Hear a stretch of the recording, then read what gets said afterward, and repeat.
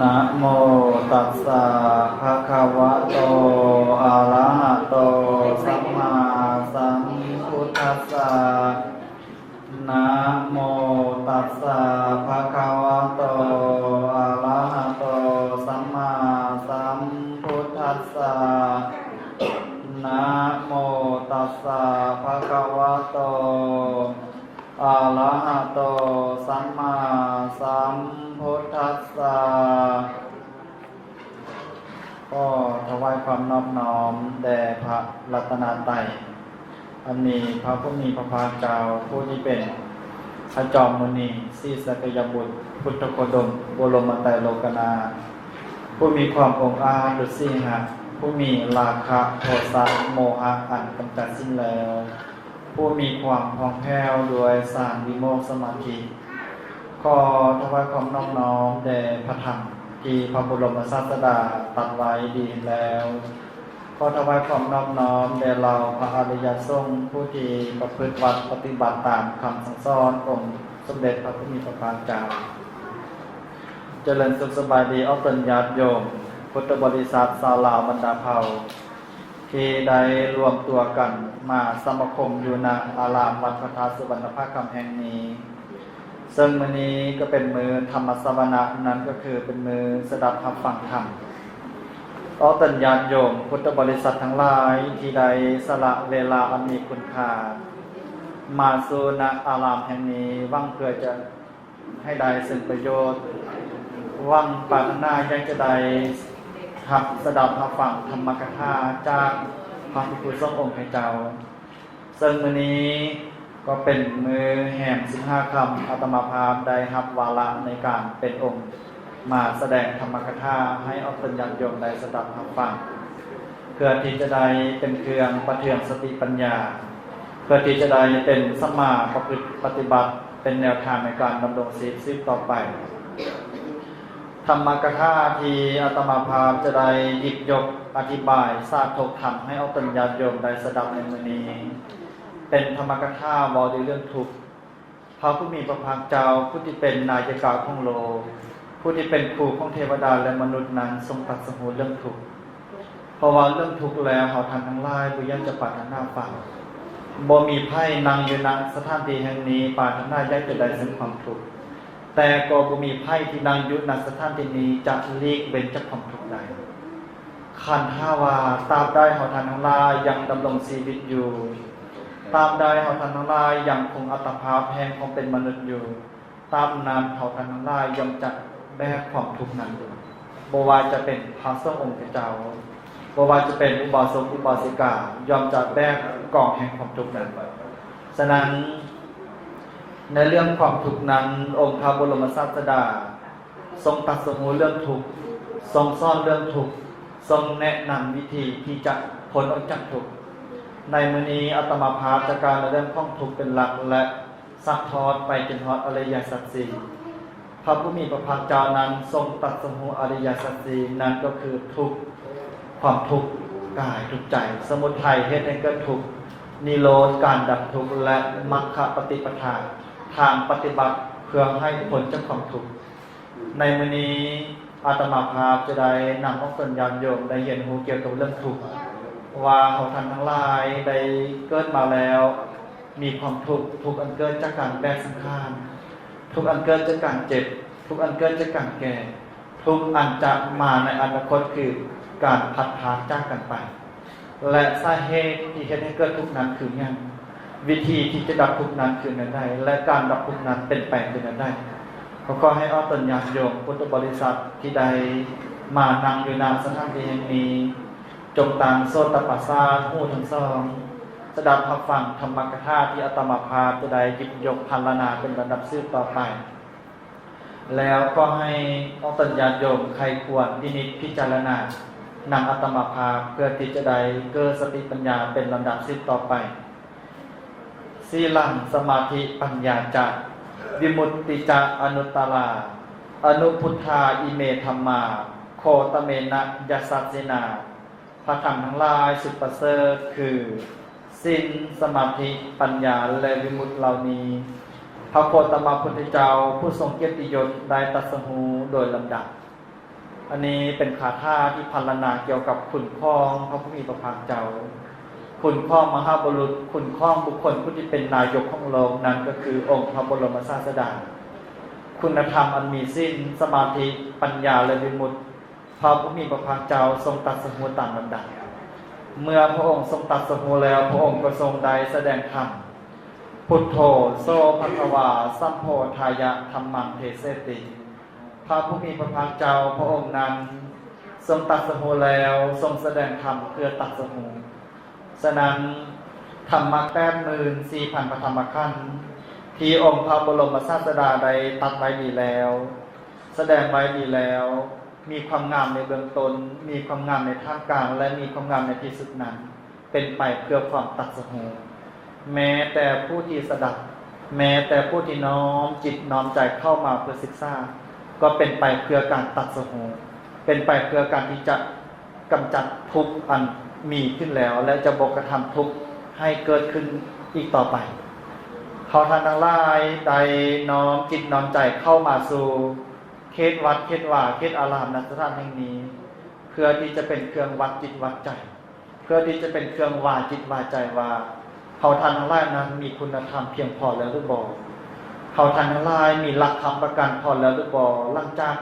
ละสังขารลาจากโลกนี้ไปแล้วจะบอกไปสู่อบายมีไพ่แดนนางยุนะสถานแห่งนี้การที่จะยกมือการที่จะประกาศตนว่าข้าพเจ้าจะบ่ลงจากอบายข้าพเจ้าจะบ่มีโอกาสจะลงนรกจะบ่มีโอกาสไปเกิดเป็นสัตว์เดรัจฉานมีไพ่แดนนางยุนะที่นี้การที่จะประกาศตนเช่นนั้นบุคคลใดยังเป็นปุถุชนอยู่แม้แต่อาตมาภาพตลอดจนไพ่ก็ตามได้ยังบ่ได้บรรลุคุณธรรมอันสูงสุดมีคุณธรรมเบื้องต่ำของเป็นอริยบุคคลคือโสดาบันเป็นต้นตามนั้นประตูอบายทั้ง4คือนรกเปรตอสุรกายสัตว์เดรัจฉานยังเปิดประตูตอนรับเฮาทั้งหลายอยู่สิ่งหนึ่งที่จะเป็นเครื่องปิดกั้นสถานที่อันบ่เป็นความพึงพอใจวันนั้นคือการสะสมบุญญาบารมีคือการสร้างกุศลให้เนืองๆคือการบำเพ็ญทานบารมีศีลบารมีปัญญาบารมีเพื่อที่จะให้เครื่องเหล่านี้เป็นกระดานทองทับไว้บ่ให้เราต้องไปเข้าไกลประตูแห่งอบายฉะนั้นธรรมะ84,000 พระธรรมขันธ์ที่พระผู้มีพระภาคเจ้าทรงตรัสไว้ในรูปแบบของพระไตรปิฎกมีพระวินัยปิฎก21,000 พระธรรมขันธ์พระสุตตันตปิฎก21,000 พระธรรมขันธ์และพระอภิธรรมปิฎก42,000 พระธรรมขันธ์รวมกันเป็น84,000 พระธรรมขันธ์นี้เอิ้นว่าณวังคสัตตุสาคือคำสอนมีองค์เก่าประการ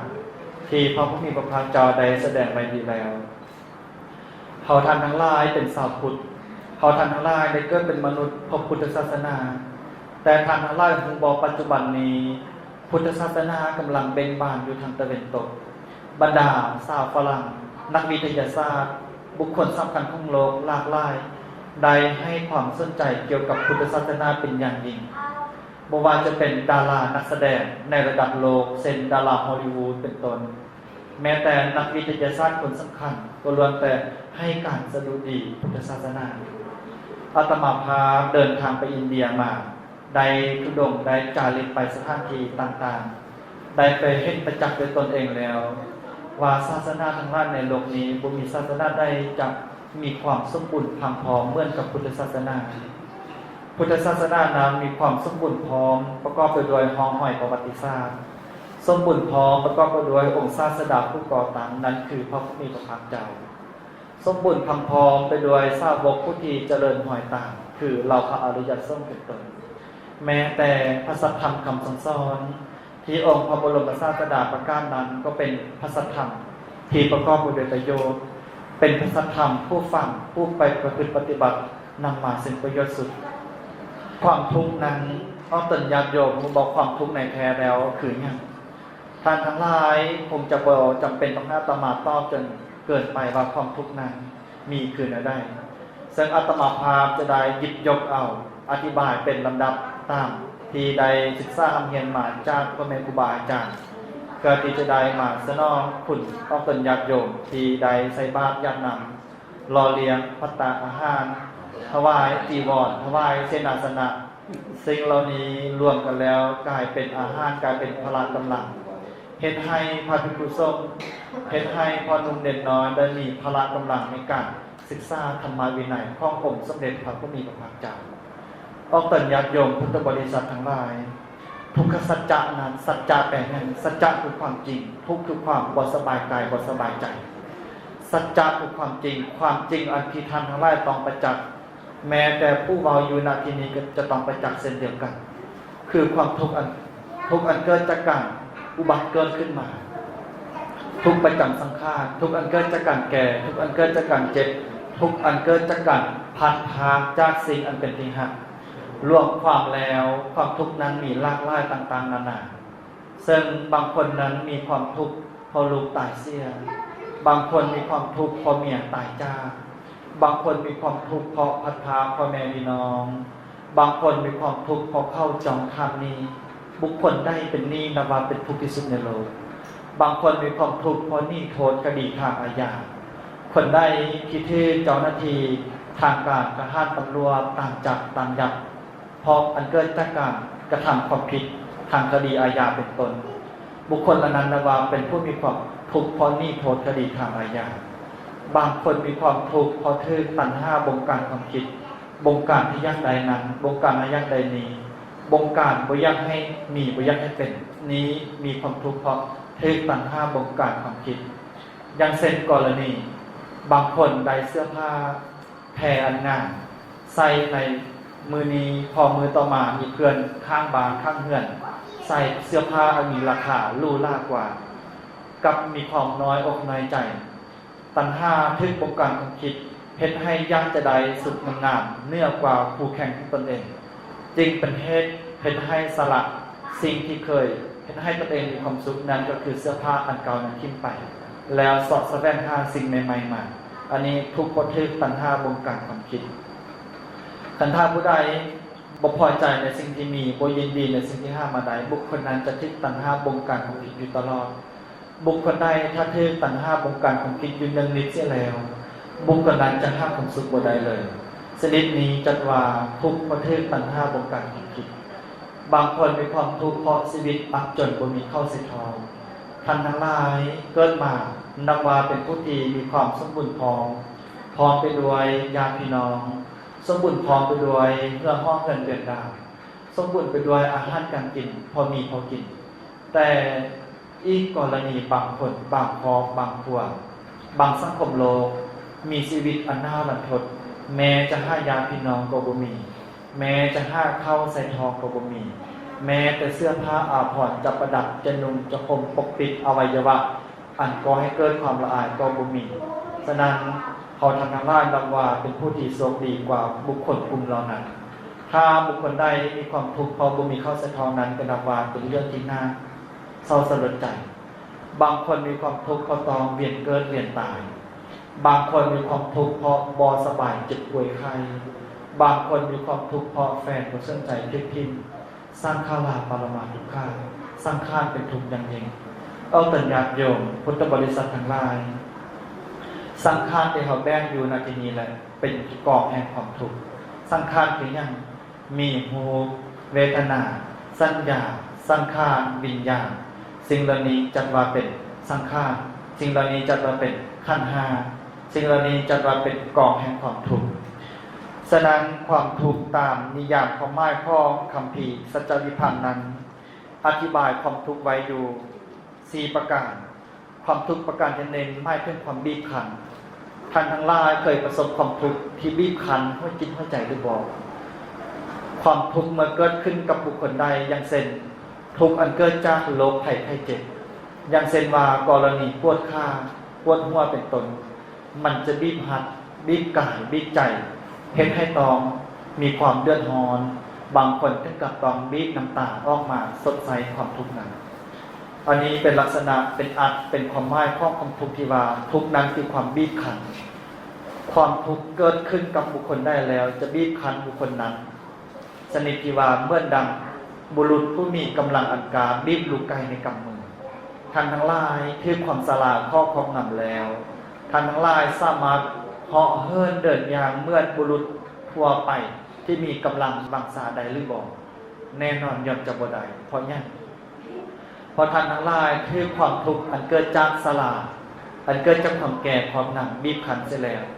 ย่อมจะบ่มีกำลังที่จะแลนเหมือนกับบุคคลผู้มีกำลังเหมือนกับบุรุษผู้อย่างหนุ่มสาว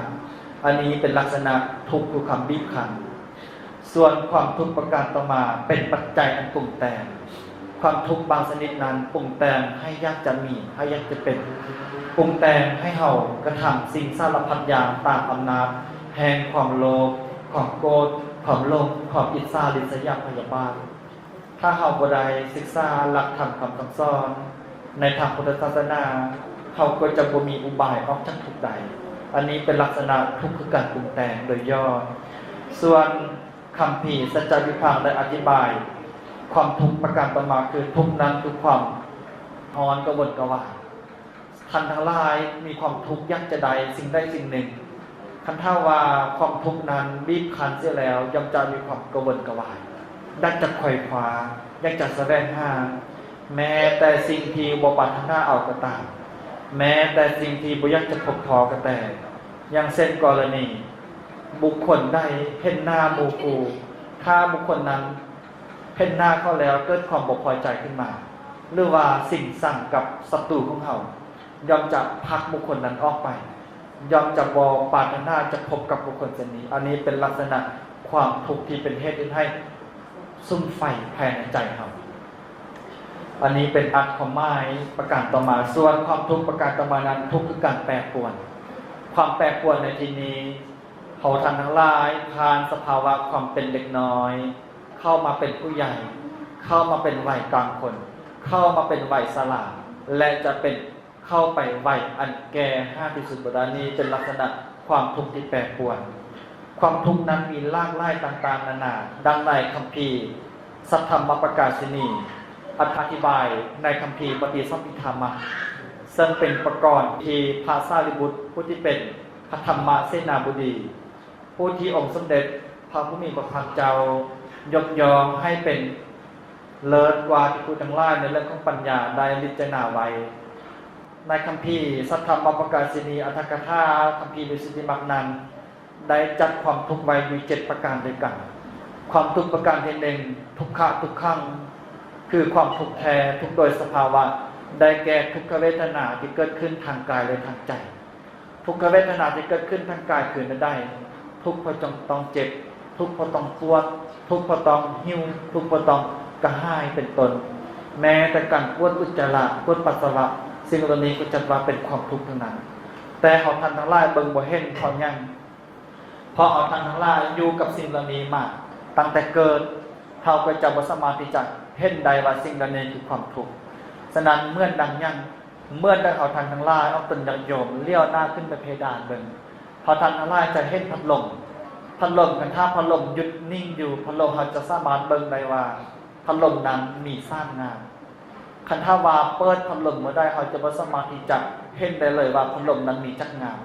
เขาจะเห็นพัดลมนั้นเป็นเนื้อเดียวกันถ้ายิงเปิดแห่งสันใด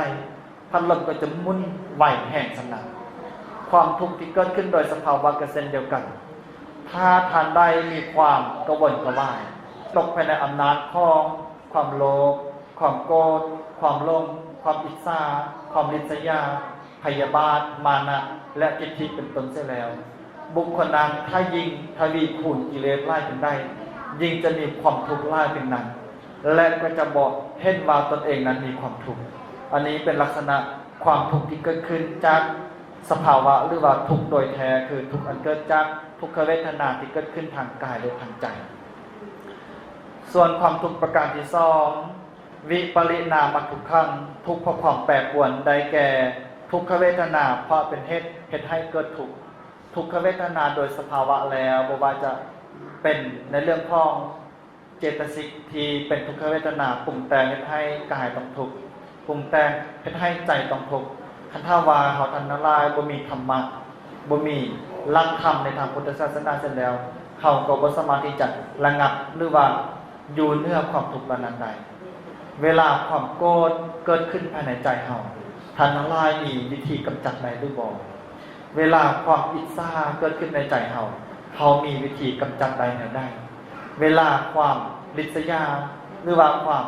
ตำหนิติสิ้นนินทาคนข้างบ้านเว้าควันคนนั้นเว้าควันคนนี้เฮาเคยปรารถนาจะสลัดกิเลสเหล่านี้ออกจากใจหรือบ่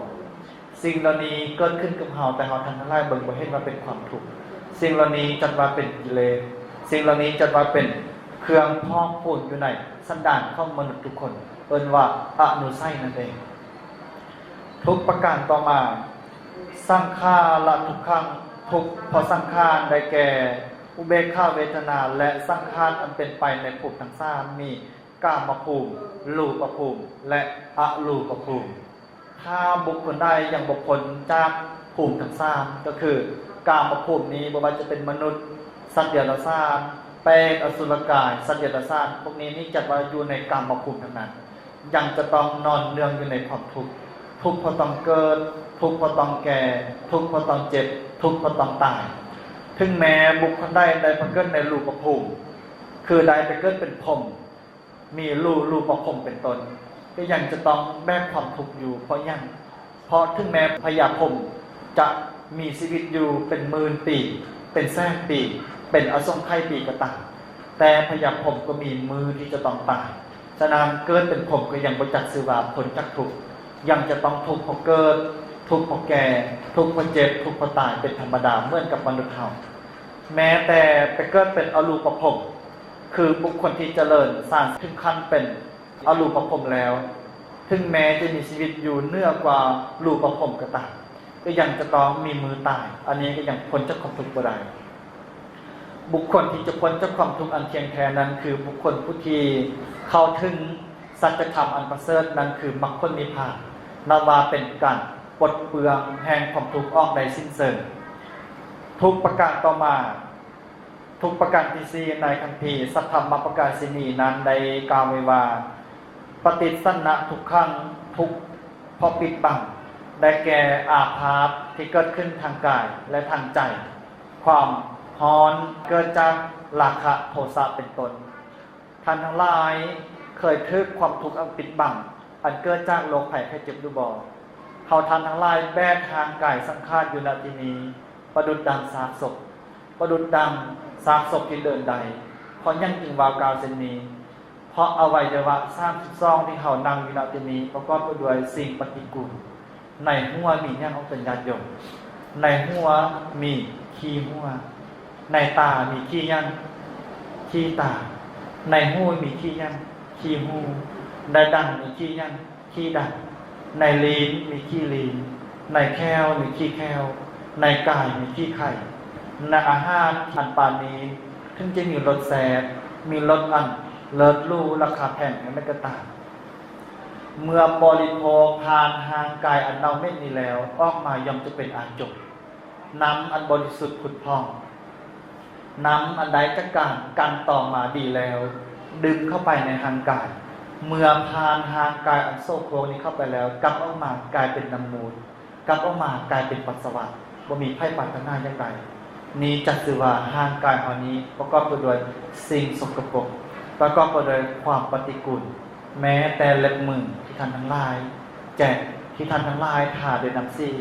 ที่ท่านทั้งหลายตกแต่งอย่างปานิบรรจงก็มีขี้มือขี้ตีนอยู่ในนั้นเห็นได้บ่ทางกายนี้ประกอบไปด้วยความปฏิกูลนี้คือสัจจะนี้คือความจริงแต่เฮาท่านทั้งหลายบ่ปรารถนาอยากจะศึกษาเฮาท่านทั้งหลายบ่ปรารถนาอยากจะค้นคว้าแต่สิ่งเหล่านี้ก็ว่าเป็นอัญมณีอันทรงคุณค่าสำหรับบุคคลผู้ที่ปรารถนาจะพ้นทุกข์อสุภกรรมฐานนั้นเป็นหนึ่งในกรรมฐาน40ประการที่สมเด็จพระพุทธมีพระภาคเจ้าทรงประทานให้พระภิกษุสงฆ์ได้เจริญประพฤติปฏิบัติ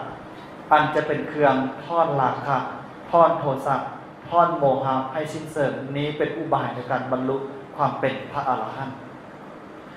ส่วนความทุกข์ประการต่อมาอปฏิสันนาทุกขังทุกข์โดยเปิดเผยได้แก่ทุกข์อันเกิดจากทางกายโดยเฉพาะบาดแผลที่เฮาทันทั้งหลายถึงมีปาดเฮาจะเห็นได้ชัดเจนนี้เป็นความทุกข์ที่เปิดเผยทุกข์อันเกิดจากนักโทษที่ถึงเจ้าหน้าที่ลงทันตกรรมบ่ว่าจะเฆียนบ่ว่าจะตีบ่ว่าจะมัดโดยโซ่โดยคืออันนี้เป็นลักษณะค ความทุกข์ที่เปิดเผยความทุกข์ที่เกิดจากการเหยียบน้ำถึงน้ำต่ำน้ำแห้งนี้เป็นลักษณะความทุกข์ที่เกิดขึ้นทางกายที่เปิดเผยให้เขาเห็นประจักษ์ด้วยตาท่านทั้งหลายเจ็บหัวเห็นบอกความทุกข์ที่เกิดจากเจ็บหัวนั้นอยู่ไสบ่มีใครเห็นแต่เพียงอาการท่านทั้งหลายปวดท้องเห็นบอกว่าทุกข์อันเกิดจากการปวดท้องนั้นอยู่ไสก็บ่เห็นแต่อาการแต่ความทุกข์อันเกิดจากมีปาดก็ดีทุกข์อันเกิดจากการทึกลงทันตกรรมก็ดีสามารถเห็นได้ทันตาก็คือแพ้อันเกิดจากทางกายอันเน่าเหม็นถ้าท่านทั้งหลายลองนั่งออกทุกคนลองนั่งออกไปจะปรากฏว่าเต็มไปด้วยน้ำนองน้ำเลือดเต็มไปด้วยสิ่งสกปรกที่บริสุทธิ์ผุดพองที่เห็นกันลงไล่วางงามลงไล่วารอลงไล่วายังนุ่มยังเศร้าอยู่ก็พอถึงนั่นมีห่อหุ้มไว้ประดุจดังท่งพลาสติกห่อหุ้มอาหารอันบูดเน่าไว้คันท่าเมื่อใดท่งนั้นแตกเสียแล้ว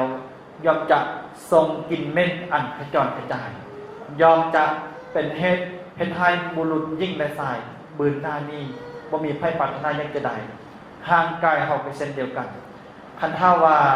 ละชีวิตละสังขารสิ้นสีวายส่วนไปเสียแล้วบ่มีไพ่จะปรารถนาแม้แต่สาสกบ่มีไพ่จะปรารถนาห่างกายบุคคลผู้ที่หมดลมหายใจแล้วถึงแม้บุคคลนั้นจะหักกันเพียงใดก็ตามถึงแม้บุคคลนั้นจะเป็นลูกถึงแม้บุคคลนั้นจะเป็นลาภถึงแม้จะเป็นพ่อถึงแม้จะเป็นแม่ถึงแม้จะเป็นสามีภรรยาห่างสนมกลมกลืนกันเพียงใดก็ตามสิ้นชีวิตไปแล้วมีไพ่บ่ปรารถนาสาสกไว้ครอบครองยอมจะบ่มีไพ่ปรารถนานี้คือสัจธรรมความจริงเอาตนญาติโยมพุทธบริษัทชาวลาวบรรดาเผ่าเมื่อรู้ความทุกข์เช่นนี้แล้วเฮาควรที่จะค้นคว้าสิ่งที่เป็นบุญค้นคว้าสิ่งที่เป็นกุศลเพื่อที่จะได้เจริญกุศลให้จริงๆเพื่อที่จะได้บ่ต้องแบกความทุกข์อีกต่อไปพอท่านทั้งหลายเกิดมาเป็นมนุษย์ในภพนี้ก็นับว่าแบกความทุกข์เพียงพอแล้วต่อไปก็ให้เราสร้างอุปนิสัยเพื่อที่จะออกจากทุกข์เป็นลำดับชีวิตต่อไปในภายภาคหน้าส่วนความทุกข์ประการที่6คือปริยายทุกขังทุกข์โดยออมความทุกข์บางประเภทนั้นก็เกิดขึ้นโดยออมแต่กลมกันข้ามความทุกข์บางประเภทก็เกิดขึ้นโดยกลมนั่นก็คือความทุกข์ประเภทที่7คือนิปริยายทุกขังทุกข์โดยกลมทุกข์โดยกลมคือได้ทุกข์เพราะต้องเกิดมาแล้วต้องมีนั่นต้องแก่เกิดมาแล้วต้องเจ็บเกิดมาแล้วต้องตายนี่คือทุกข์โดยกลมทุกข์โดยออมคือได้ทุกข์โดยออมคือทุกข์เพราะเกิดจากการยากกินข้าวทุกข์อันเกิดจากการยากนอนทุกข์อันเกิดจากการปวดอุจจาระปัสสาวะเหล่านี้เป็นต้นนี้เอิ้นว่าทุกข์ที่จอดมานี้เอิ้นว่าทุกข์โดยออมแต่ความจริงนี่ลากหลายกว่านี้แต่อาตมาภาพสังรวมสังเขปให้เฮาท่านทั้งหลายได้ฟังโดยใจความสรุปแล้วสิ่งใดคือความทุกข์ออกตัญญาณยมสรุปแล้วก็คือศาสตร์ความเกิดเป็นทุกข์สละความแก่เป็นทุกข์มรณะความตายเป็นทุกข์โศกะคือความเลือดเนื้อหอนใจเป็นทุกข์ปริเทวะความคำขวนเป็นทุกข์และโทมนัสความระทมข่มขืนใจเป็นทุกข์สิ่งเหล่านี้จัดว่าเป็นทุกข์ท่านทั้งหลายบางคนเกิดมาแล้วสะล้อมกันอย่างยิ่งใหญ่เกิดมาแล้วดีอกดีใจแต่ห้าหูบอกว่ามนุษย์คนนั้นได้แบกกรแห่งความทุกข์ออกมาบางคนพอเกิดลุกออกมาแล้วสะล้อมกันอย่างยิ่งใหญ่เฮฮาปาร์ตี้กันมีการจัดงานออกเดือนซึ่งเป็นประเพณีนิยมกันมาแต่มีน้อยคนที่สุดที่จะเบิ่งเห็นสัจธรรมอันความจริงว่ามนุษย์บุคคลน้อยตัวน้อยที่มื่นตาบุญลงนั้นได้แบกกรแห่งความทุกข์ออกมาแล้วจะเป็นผู้ที่จะต้องแก่เหมือนดังเฮาจะเป็นผู้ที่จะต้องละสังขารเหมือนดังคนก่อนๆที่ลมหายใจจากไปน้อยคนที่สุดที่จะเบิ่งเห็นสัจธรรมข้อนี้สละก็เช่นเดียวกันความแก่เป็นทุกข์ขึ้นได้บางคนก็เพลินในวัยถึงแม้จะแก่มาแล้วก็บ่ยอมว่าตนเองนี่แก่บ่ยอมนับว่าตนเองนี่แก่ต้องห้าสิ่งมาตกมาแต่งประดับประดาผิวพรรณทั้งที่มันเหี่ยวทั้งที่มันแหวแม่พุ่มทั้งที่มันงอกแล้วก็ต้องไปเสาะแสวงหานำซี่นำยอมมายอมมาทาเพื่อยังเพื่อปกปิดสลาเพื่อยังเพื่อปกปิดเหตุให้เกิดความทุกข์ท่านทั้งหลายปกปิดได้หรือบ่ ถึงจะยอมพุ่มให้มันดังสัวขณะหนึ่งแต่ความงอกนั้นก็จะบ่ให้ไปใดเพราะยังพอทุกทางทุกคนเทศสลาวิตทุกข์คือความทุกข์อันเกิดจากความแก่ครอบครอบงำแล้วถึงแม้จะไปทำศัลยกรรมอยู่ประเทศเกาหลีก็ตามถึงแม้จะจางหม้อที่มีความเก่งกาขนาดใดก็ตามจะเห็นให้ความแก่นั้นอันตรธานให้ไปก็เป็นไปบ่ได้โศกะคือความเดือดร้อนใจขึ้นได้อันเกิดจากความโลภความโกรธความหลงหรือว่าความหงุดหงิดไฟแห่งริษยาก็ดีไฟแห่งโทสะก็ดีสิ่งเหล่านี้แหละจัดว่าเป็นโศกะคือความเดือดร้อนใจอันนี้ก็จัดว่าเป็นความทุกข์ปริเทวะความคำขวัญความห้องให้ความเสียอกเสียใจมีไพ่แดงเวลาเกิดเหตุการณ์อันสลดใจหรือว่าสูญเสียบุคคลผู้เป็นที่รักก็ดีหรือว่าสูญเสียวัตถุสิ่งของอันเป็นที่น่าพึงปรารถนาไปก็ดีเกินความเสียอกเสียใจใบหน้าย่อมจะหม่นหมองบ่มีไพ่ดอกที่ลูกก็ดีล้านก็ดีพ่อแม่ก็ดีเสียไปแล้วใบหน้าจะยิ้มใบหน้าย่อมจะประกอบไปด้วยความทุกข์นั่นก็คือปริเทวะความคำควรคือความให้ความอาลัยอาวรณ์สิ่งเหล่านี้ก็จัดว่าเป็นความทุกข์เช่นเดียวกัน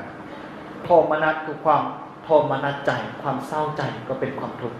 สรุปแล้วความทุกข์นั้นมีสองอย่างทุกข์อันเกิดจากทางกายประการหนึ่งทุกข์อันเกิดจากทางใจประการหนึ่งสรุปรวมย้อนแล้วทุกข์มีอย่างหนึ่งก็คือขันธ์ห้าเป็นทุกข์มีอย่างหูเวทนาสัญญาสังขารวิญญาณสิ่งที่ท่านไล่นั่งอยู่ณที่นี้ล้วนแล้วจะเป็นกรแห่งความทุกข์ทั้งนั้นนี้เป็นความหมายของความทุกข์โดยย่อฉะนั้นศรัทธาสาธุชนเมื่อฮู้ความทุกข์ที่อาตมาภาพใดพรรณนามาโดยปริยายเช่นนี้แล้วต่อไปอาตมาภาพจะได้วิสัชนาพรรณนาเกี่ยวกับสมุทัยสัจจะสัจจะคือความจริงนั่นก็คือเหตุเป็นให้เกิดทุกข์ท่านทั้งหลายได้แบกกองทุกข์นี้เพราะยังต้องมีเหตุพุทธศาสนาสอนเรื่องเหตุสอนเรื่องปัจจัยมีสิ่งนี้จึงมีสิ่งนี้มีเหตุจึงมีผลมีปัจจัยจึงมีผลสิ่งอื่นต่างตามมาพุทธศาสนาจัดว่าเป็นศาสนาแห่งวิทยาศาสตร์สามารถพิสูจน์ความมีอยู่จริงใดแห่งองค์สมเด็จพระพุทธพระเจ้าสามารถพิสูจน์ความมีอยู่จริงใดแห่งพระสัทธรรมคำสั่งสอนสามารถพิสูจน์ความมีอยู่จริงใดของพระภิกษุสงฆ์ผู้ปฏิบัติดีปฏิบัติชอบปฏิบัติธรรมแล้วสามารถบรรลุธรรมตามคำสั่งสอนขององค์พระชินวรฉะนั้นสาเหตุให้เกิดทุกข์นั้นคือสมุทัยสัจจะสมุทัยสัจจะนี้ในคัมภีร์สัจจวิพังค์ได้มีอย่างสมัยอยู่4อย่างนั้นก็คือ 1. การประมวลมา 2. เป็นเหตุมอบให้เสื่อมพ้น 3. เป็นการประกอบไว้ 4. เป็นเครื่องกังวลต่างๆนานาท่านทั้งหลายเหตุให้เกิดทุกข์นั้นคือยังคือตัณหาตัณหามีจักอย่างตัณหาคือการปรุงแต่งตัณหาคือความอยากได้ตัณหานั้นมี3อย่างด้วยกันตัณหาประการที่1กามตัณหาความเพลินยิ่งในกามคุณห้าเพลินในหูเพลินในเสียงเพลินในกลิ่นเพลินในรสเพลินในสัมผัสเป็นต้นนี้เอิ้นว่ากามตัณหาตัณหาเกิดจากกามคุณห้าประการตัณหาเหล่านี้ก็ประการที่1นี่แหละเป็นเหตุให้เกิดความทุกข์ภาวะตัณหาประการที่2เหตุให้เกิดทุกข์ประการที่2คือความยินดีในภพมีรูปภพและอรูปภพเป็นต้นยินดีในภพก็ตามยินดีในรูปภพก็แต่ยินดีในอรูปภพก็แล้วตามสิ่งเหล่านี้เป็นเหตุให้เกิดความทุกข์นั้นถ้าออกตนญาติโยมพุทธบริษัทเฮ็ดบุญแต่ละเทื่อปาทนาไปเกิดเป็นเทวดาท่านทั้งหลายแน่ใจแล้วหรือบ่ว่าเทวดาจะบ่ทุกข์ท่านทั้งหลายการันตีได้แล้วหรือบ่ว่าเกิดเป็นพรหมในจะบ่ทุกข์ตามใดยังยินดีในรูปภพก็ตามยินดีในอรูปภพก็แต่ตามนั้นยังจะต้องแบกกรแห่งความทุกข์ไปอยู่เนืองนิรันดรเพราะยังพอภพภูมินั้นเป็นภพภูมิที่บ่พ้นจากความทุกข์อย่างสิ้นเชิงอันนี้เป็นภาวะตัณหาส่วนสาเหตุความทุกข์ประการที่3คือวิภาวะตัณหาได้แก่ความทะยานอยากในความบ่มีบ่เป็นอย่างเช่นบ่อยากตายอย่างเช่นบ่อยากเจ็บอย่างเช่นบ่อยากแก่สิ่งเหล่านี้เป็นเหตุให้เกิดความทุกข์นี้ก็คือตัณหาฉะนั้นเหตุให้เกิดทุกข์นั้น ที่อาตมาภาพได้หยิบยกมาโดยย่อนั้นเอาตัญญาโยมคงจะสดับคงจะหูคงจะทราบเกี่ยวกับเหตุนั้นก็ทุกนั้นก็คือตัณหานั่นเองตัณหานั้นมีสาเหตุมาจากอย่างตัณหานั้นเกิดมาจากอายตนะภายในและอายตนะภายนอกกระทบกันอย่างเช่นตาคืออายตนะภายในหูคืออายตนะภายนอกถ้าเห็นรูปงามเกิดขึ้นแล้วปุ๊บจักขุประสาทเกิดขึ้นกับจักขุหูเกิดความพอใจอยากจะยินดีอยากจะครอบครองในสิ่งที่ตนเองเห็นนั้นนี้จัดว่าตัณหาเกิดขึ้นแล้วเวลาดังเขากระทบกับกลิ่นอันหอมกระทบกับปุ๊บถ้าเกิดความพอใจยินดีพอใจครอบครองนั้นคือตัณหาเกิดขึ้นแล้วเหตุให้เกิดทุกข์เป็นเหตุให้เราต้องสะแสวงหาความพอใจสิ่งเหล่านี้ต่อไปแม้ในทางพุทธศาสนาถ้าเป็นนักปฏิบัติธรรมแล้วถ้าตาเห็นรูปก็ดีหูได้ยินเสียงก็ตามดังได้ยินกลิ่นก็แต่ลิ้นได้สัมผัสรสก็ตามแม้กายได้สัมผัสโผฏฐัพพะคือเย็นร้อนอ่อนแข็งบ่ว่าจะดีบ่ว่าจะชั่วก็ตามดีหรือปานนี้ดีหรือสร้างก็ตามนักปฏิบัติธรรมจะบ่ยินดีบ่ยินหายจะหูซื่อๆจะมีสติหูว่าสิ่งเหล่านี้เกิดขึ้นแล้วจะดับไปเป็นธรรมดานี่ก็คือสาเหตุเกิดความทุกข์ฉะนั้นสาเหตุที่เกิดในความทุกข์นั้นก็คือตัณหาบัดนี้กลับมาสู่นิโรธสัจจะประการที่3อริยสัจข้อที่3สัจจะคือความจริงนิโรธคือการดับนิโรธสัจจะนี้ว่าโดยย่อแล้วคือนิพพานนิพพานนั้นคือการดับตัณหาอย่างสิ้นเชิงนิพพานนี้ได้ชื่อว่าการดับอย่างก็คือดับอนุสัย7ประการมี1กามาราคะนุสัยกิเลสที่นอนเนื่องในสันดานคือกาย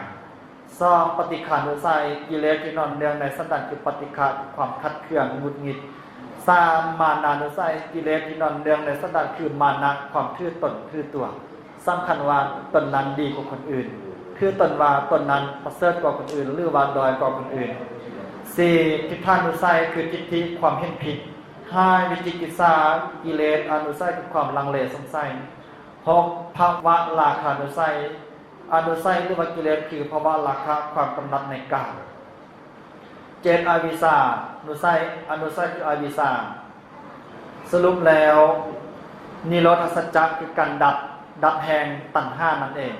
ถ้าบุคคลใดดับตัณหาใดบุคคลนั้นได้ชื่อว่าเป็นพระอรหันต์พระอริยบุคคล4จำพวกคือพระโสดาบันสกิทาคาอนาคาพระอรหันต์ดับกิเลสก็คือการน้อมตนญาณโยมพระโสดาบันผู้ที่ได้บรรลุคุณธรรมอันสูงสุดคือปิดประตูอบายนั้นสามารถประหารสังโยชน์สร้างข้อใดด้วยกันส่วนพระสกิทาคามีนั้นประหารกามราคะปฏิฆะใดเฮ็ดให้เบาบางส่วนพระอนาคามีนั้นละปฏิฆะใดและพระอรหันต์นั้นละใดอย่างสิ้นเชิงสามารถละได้หมดนี้คือการใดบรรลุเข้าสู่มรรคผลนิพพานโมกขนิโรธนิพพานังนิพพานนี้เป็นอมตะธรรมนี่ในนิพพานที่เราทั้งหลายเคยได้ยินในเทศน์ทรงสร้างจะพรรณนาว่านิพพานนี้เป็นวิมานเมืองแก้วบุคคลได้ไปแล้วอยู่สุขสบายประตูล่วงได้เปิดไว้ถ้าบุรุษและสตรีเหล่านี้เป็นตนอันนี้เป็นลักษณะธรรมทิฏฐานนิพพานบ่เป็นเมืองแก้วนิพพานบ่เป็นลานสว่างนิพพานเป็นขันธวิมุตติคือพ้นจากขันธ์นั้นเป็นลักษณะของบุหันบัณฑิตที่พรรณนามาวันนี้กลับมาสู่ประการสุดท้ายในหัวข้อที่อาตมาจะบรรยายนั้นก็คืออริยมรรคสัจจะอริยมรรคสัจจะนี้คือความจริงอันประเสริฐ8ประการทางปฏิบัติเพื่อที่จะให้พ้นจากความทุกข์มีอยู่8อย่างด้วยกันถ้าทางใดมีโอกาสได้มาไหว้พระสวดมนต์อาตมาภาพก็จะได้ถือโอกาสนั้นได้อธิบายเกี่ยวกับมรรคมีองค์8เป็นลำดับต่อไปให้เอาตนญาติโยมได้ฟังส่วนมรรคมีองค์8นั้นได้ปรากฏแล้วอยู่ในธรรมจักรปวัตตนสูตรฉะนั้นท้ายที่สุดนี้อาตมาภาพก็ขออนุโมทนาเอาตนญาติโยมที่ได้สละเวลาอันมีคุณค่าได้มาเข้าวัดได้มาฟังธรรมกถาได้มาเรียนรู้เกี่ยวกับพุทธศาสนาความรู้ที่พระผู้มีพระภาคเจ้านำมาเผยแผ่นั้นเมื่อดังใบไม้ในกำมือเดียวความรู้สิ่งที่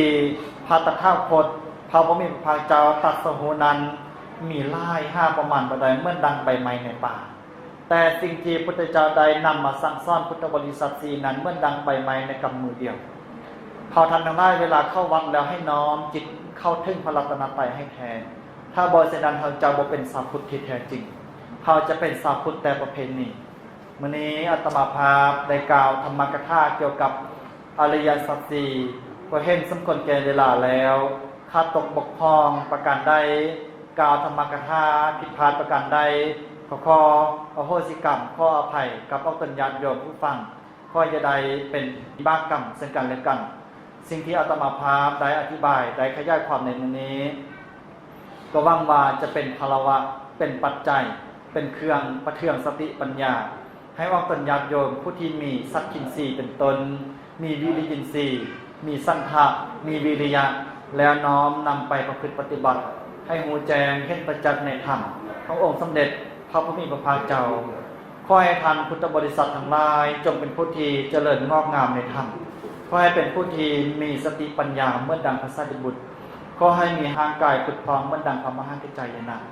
ขอให้มีโภคาสมบัติดุจดังพระศิวลีขอให้มีบุตรีบุตรตามเหมือนดังนางวิสาขาแม้นว่าท่านทั้งหลายปรารถนาเอามนุษย์สมบัติสวรรค์สมบัตินิพพานสมบัติอันเป็นไปด้วยประกอบไปด้วยธรรมขอให้คำปรารถนานั้นจงสำเร็จสิทธิผลทุกทางทุกคนเทอญ